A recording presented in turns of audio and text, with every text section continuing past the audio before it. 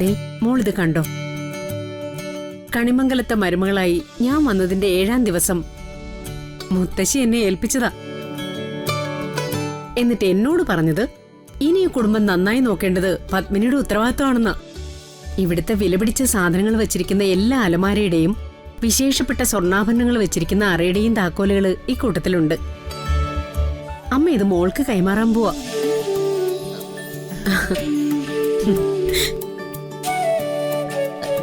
എന്താ അമ്മ ഈ പറയുന്നത്? ഇതെനിക്കോ? അതൊന്നും വേണ്ട, ഇത് അമ്മയുടെ കൈ തന്നെ ഇരുന്നാ മതി. തർക്കിക്കണ്ട കുട്ടി. യോഗ്യതയുള്ള മരുമോള് കണിമംഗലത്ത് എത്തിക്കഴിഞ്ഞ എല്ലാ അമ്മമാരും ചെയ്യുന്നതാ. അല്ല, ഞാനിത് പത്മിനിക്കും, പത്മിനി അത് നിനക്കും തരുന്നു, അത്രേ ഉള്ളൂ. അല്ല അമ്മ, ഇത് വാങ്ങിച്ച് കയ്യിൽ വെക്കാൻ നിനക്ക് യോഗ്യത ഉണ്ടോന്നാണ് ചോദ്യമെങ്കില് അത് വേണ്ട. എല്ലാം തികഞ്ഞവളായിട്ട് തന്നെയാ അമ്മ നിന്നെ കാണുന്നത്.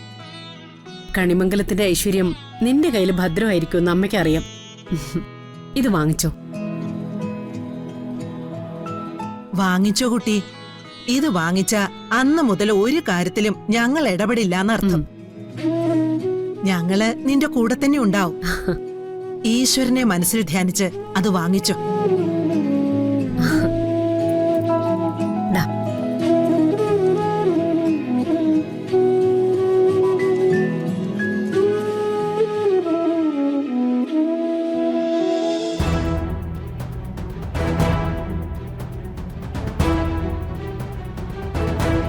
താക്കോല് കൈമാറാൻ പറ്റില്ല.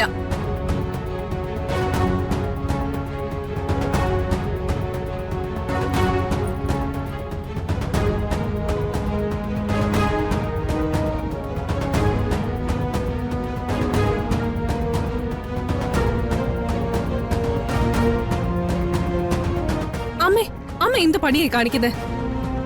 അമ്മയ്ക്ക് കുടുംബകാര്യങ്ങൾ നോക്കുന്ന ഭാരമായി തുടങ്ങിയെങ്കിൽ ഈ താക്കോൽ കൂട്ടങ്ങൾ ഏൽപ്പിക്കേണ്ടത് എന്നെയല്ലേ? കൽപ്പനയല്ലേ മൂത്ത മരുമോള്? പിന്നെ കൽപ്പന ഒഴിവാക്കി ഇന്നലെ വന്ന് കയറി ഇവൾക്ക് കൊടുക്കുന്ന എങ്ങനെയാ? ഇത് എന്റെ ഇഷ്ടമാ. ആഹാ, അങ്ങനെ അമ്മയുടെ ഇഷ്ടം മാത്രം ഈ കുടുംബത്തിൽ നടപ്പാക്കാൻ പറ്റില്ല. ഓ, ഈ താക്കോൽ കൂട്ടം കയ്യിൽ വെക്കാൻ എനിക്കാണ് അവകാശം. എനിക്കിത് കിട്ടിയേ പറ്റൂ. യോഗ്യതയുള്ള ഒരുത്തി കണ്ടുപിടിച്ചിരിക്കുന്നുണ്ടില്ലേ?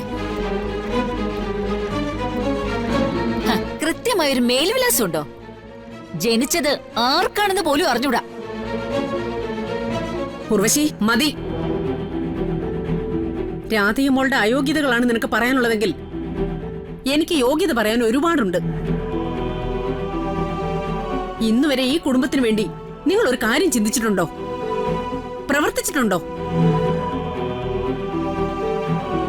കുടുംബത്തിലുള്ളവരെ തമ്മിൽ തല്ലിച്ചും അതിൽ നിന്ന് നേട്ടം ഉണ്ടാക്കാന്നല്ലാതെ എപ്പോഴെങ്കിലും ഒരു നല്ല പ്രവൃത്തി നിന്റെ ഭാഗത്തുനിന്നുണ്ടായിട്ടുണ്ടോ?